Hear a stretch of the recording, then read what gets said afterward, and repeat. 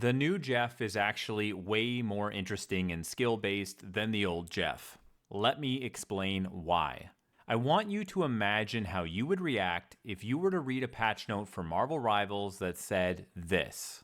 Scarlet Witch, Wanda, lowered the damage of her normal attack, which is called Chaos Control, from 80 damage per second to 70 damage per second. Increased the range of Chaos Control from 20 meters to unlimited range. Chaos Control now pierces all enemies in its path with no damage fall off per target hit. Chaos Control will now also pass through all allies that it hits, and it heals them for 130 health per second. Can you imagine what people would say if a character could suddenly heal and deal damage with a single piercing beam attack that has unlimited range?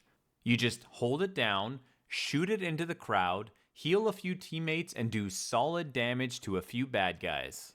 Well, what I described is exactly how Jeff's new normal attack functions. Joyful Splash is the name, and insane efficiency is the game. People were actually crying about all of the Jeff changes, including this one, and I was just sitting there in disbelief. He got Moira's ultimate ability from Overwatch as his basic attack. He has Ultron's new team up with Iron Man all of the time. So now there's a huge reason to actually think about your positioning on Jeff and try to line up teammates, and that in itself is such a simple concept that is actually really fun and skillful to try and pull off effectively. And that's just his primary fire. Other changes to Jeff's kit, like to his right-click Aqua Burst attack, are also excellent and make the character way more dynamic and interesting. Old Jeff was literally only used as a backlining, immortal, annoying little pest, and that was fairly low skill to play, but the new Jeff is far more skill intensive while also making him much more of a team player. Now you have resources to manage. You can pre-bubble people for heals over time. You can make big plays with a right click that knocks back and disrupts ultimates. You have positioning that matters way more with the piercing healing damage beam, and all you had to give up was the brain-dead backline survivability thing. If you actually think that the developers of the game, NetEase, intended on Jeff being a flanker with his original design, I don't know what to say. To me, his kit always screamed backline healer that is hard to kill, and with these changes, I think they've nailed it. I saw people screaming about how they only play Marvel Rivals to play Jeff, but now Jeff has changed so much that they're going to quit the game. Well, if you like Jeff, you can still play as Jeff, and it isn't your Jeff, it's the developer's version of Jeff. And anyway, look, if you like Jeff, he's still there. You can still play him.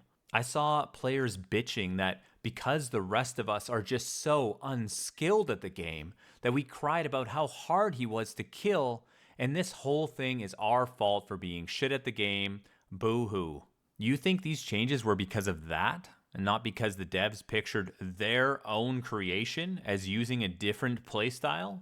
I'm guessing they wanted a more dynamic experience, and now that is what you get when you play the Shark. His primary fire feels like its own mini-game now. How many friends and foes can I line up at once for maximum effectiveness?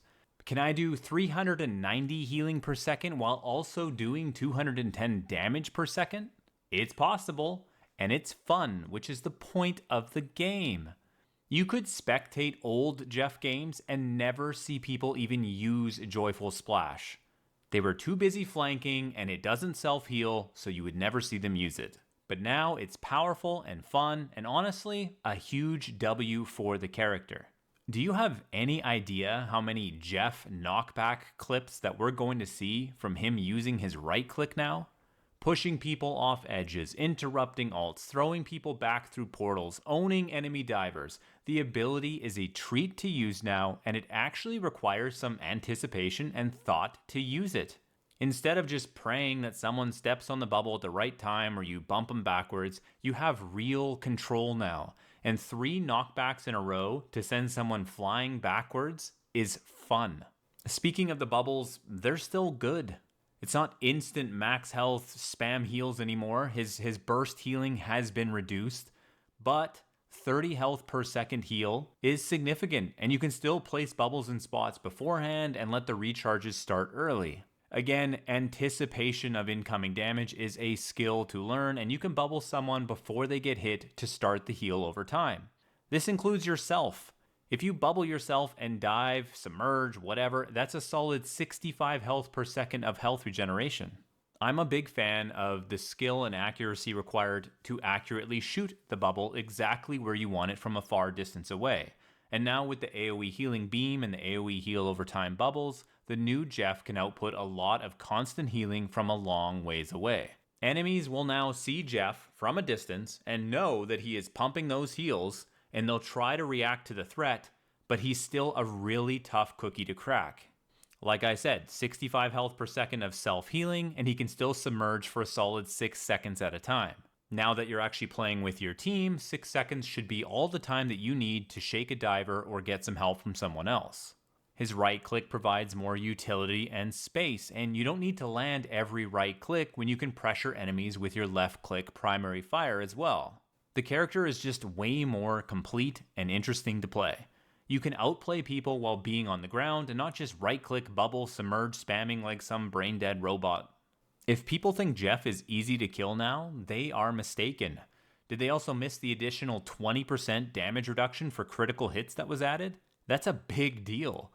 The game has changed where instead of wondering where the flank Jeff is and what wall he is swimming up, you'll see the guy doing exactly what he was intended to do, and it will still be a challenge to stop him from doing it. I'd argue that Jeff's biggest weakness is his ultimate.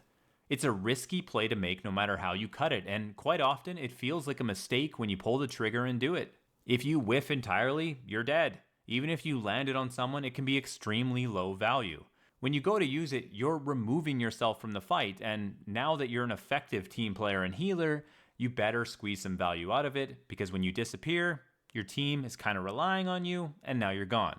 Going forward, I see Jeff's ult to be a critical factor between an average Jeff and a superior one.